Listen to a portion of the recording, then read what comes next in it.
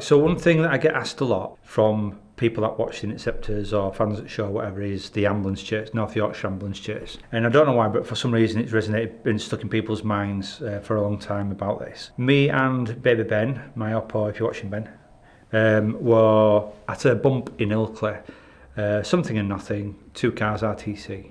It came over the radio then that there was an ambulance that had been involved in a fatal collision. So these are how it came over. There's an ambulance been involved in a fatal collision. It's making off from the collision where someone's dead, and it's heading into our area. We need some traffic to stop it. So me and Ben looked at each other and we couldn't understand. We thought the message had been scrambled and they've got 2 wrong ends at stick, so to speak. So we asked for confirmation and said, yeah, there's been an ambulance in North Yorkshire, been in fatal collision, someone's died and it's on its way to us now, we need it stopping. We've told the people at the RTC that we're dealing with that, obviously sort yourselves out with it, you know, it's something and nothing. Then we got in the car and we raced from Ilkley up through Silsden Steeton, Tops, Addingham, and then dropped down and made his way towards the Crosshills area. I was absolutely gunning the car. I was driving probably faster than I should have been driving, and I was driving 99.9% of my level. Normally I leave 5% in reserve, so if what happens. But the way the call came out, this wasn't one of those jobs where you can fuck up or miss your gap or call in for this gap. If someone's died, it's a serious collision obviously, but if someone's died, we don't know if that person's killed someone, stabbed someone, shot someone, run someone over. We don't know if they've just had a minor bump and someone's had an heart attack at the wheel, but all we know is this vehicle is making it from police.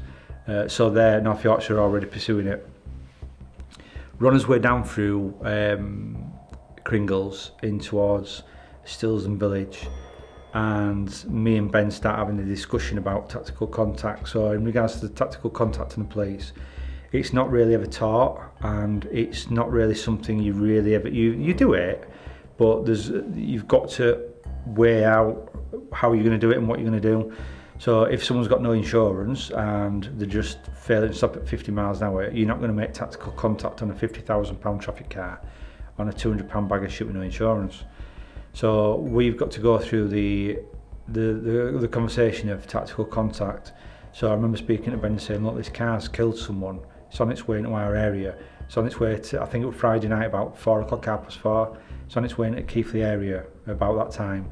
Members of the public about, children about, what we're going to do. And I remember looking at Ben, and Ben looked at me and we discussed tactical contact, and he basically said there's no other thing but you need to take it out. Can you imagine if it had got to Keighley Town Centre and started just running people over randomly? Can you imagine if it were a knife man who just killed someone and he just stopped car and started running around stabbing people randomly? You're in the middle gap, you're in the bit where you need to be deciding, I'm going to take this car out or not. So we spoke to the camera person in the back of the car, and we outlined the fact if you want to get out of the car, now is the time to be getting out of the car, because it's probably going to end in tears, and we don't know if it's something we probably couldn't survive, but if we ended up doing it and he sort of like died, we'd have his responsibility. But he's filming, and he basically said he's got his seatbelt on, he's happy to stay with us, he's going to film it all, and it'll make good TV. So on his way there, we're discussing how to take out an ambulance. Do we ram it head on? Do we wait for it to come past us and sideswipe it? It's technically probably going to flip on its roof, but it's going to destroy our car, and it's probably going to leave us seriously hurt. This conversation that you don't see, that we're going through, a lot of people, all coppers are bastards, go get a real job, and you got a better do with your bullet skull. When you're shopping in Keighley Town Centre and you don't see this happening 3 mile down the road, that we're deciding, I've got children at home, that I'm deciding and Ben's deciding we're going to have to put this ambulance to a stop so no one else gets hurt. Would you do that? Is that something you'd willingly do and hurt yourself? We're on our way to it. I think we're 110 miles an hour in the 30 zone, trying to get towards this ambulance, and by that time X-ray 99, which is the helicopters above it and filming it, it's coming directly towards us at this point, and we know we're going to have to do something, and it's basically, it's a given. There's no other option about us to ram this vehicle either head on or side swipe it and flip it on its roof. Just as we're approaching the scene, the ambulance comes the other way. and goes straight through the level crossing at Cross Hills. I think they call it Kildwick actually, but it's Cross Hills level crossing. Two tracks, train tracks, and it goes straight through, ploughs into one of the barrier lifts on there, and the driver gets out and decamps and runs on foot. He's pursued by 99 who film it, and he manages to talk himself into somebody's house and is therefore arrested at the scene, or just half a mile down the road from the scene. Obviously apprehended and is prosecuted, but at that time the train tracks are still live. So our main thing then is, as soon as he runs off and 99's above him, we know he's not going to get away from 99.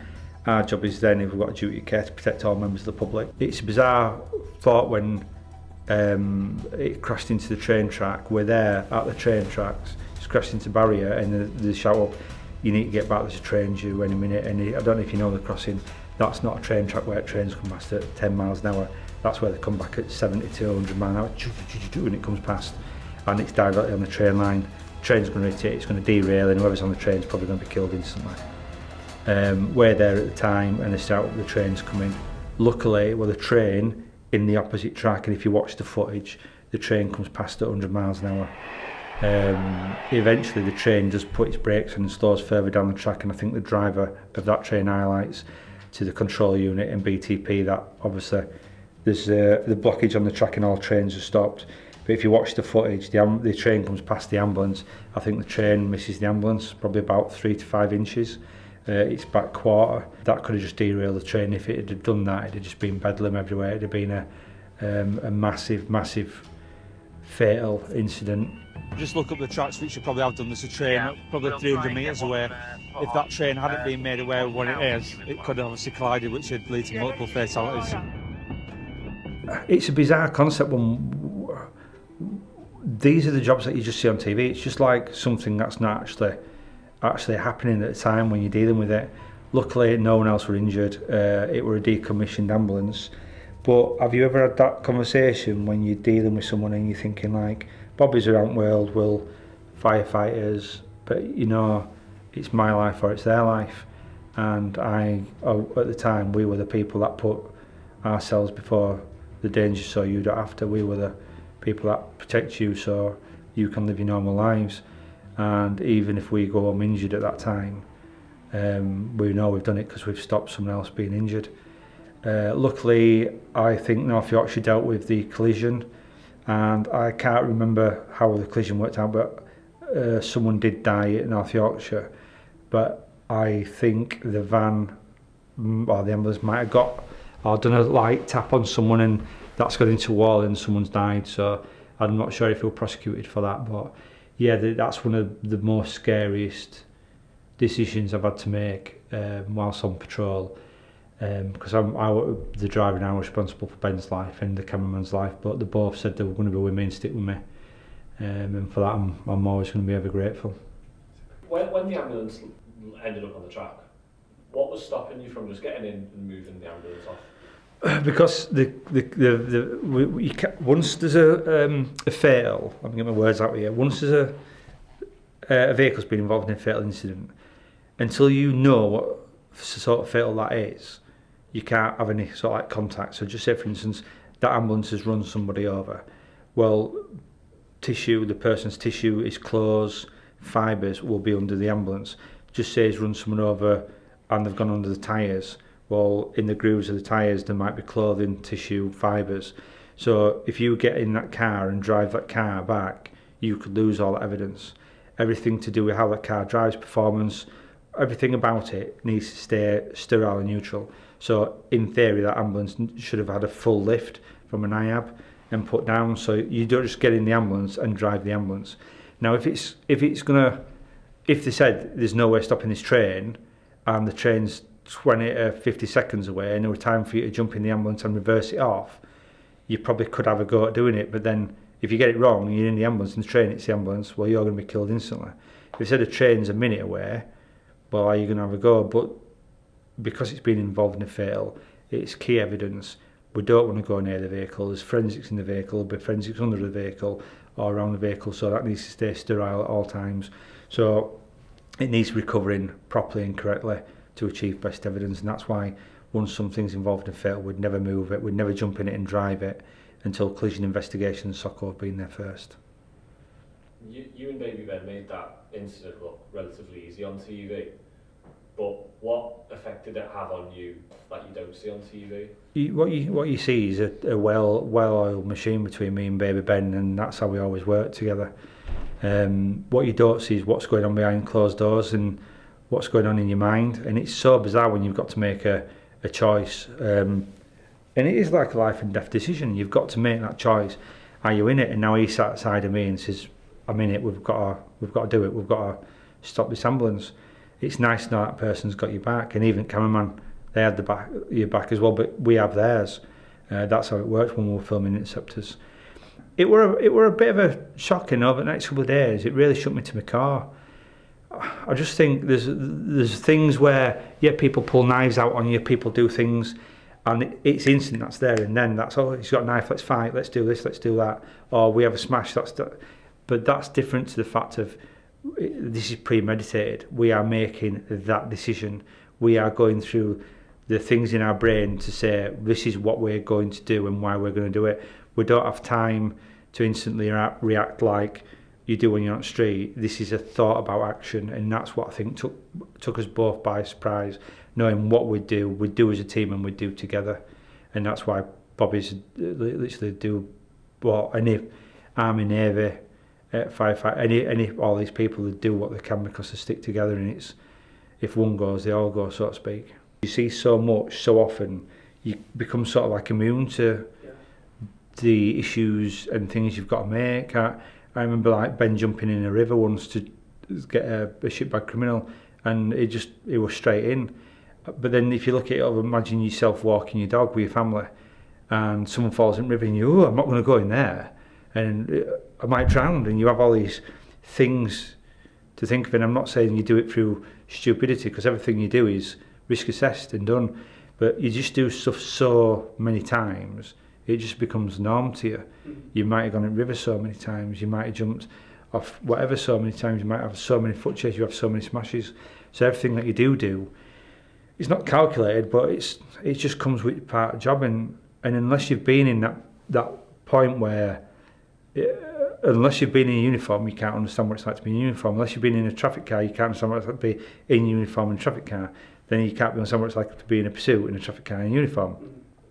But then risking your life, or knowing that you're going to have to risk your life, which may face death, there's a certain load of build-up, and it's back to first day on the job being a commando, and then 2 months in when you get to learn to shoot a gun, and then 4 months in when you've done your first parachute jump or whatever. But then you look at 3 years in when you've done 2 tours of Afghanistan. But then you look at 9 years in when you've joined SAS, 10 tours of Afghanistan, this, that, and the other.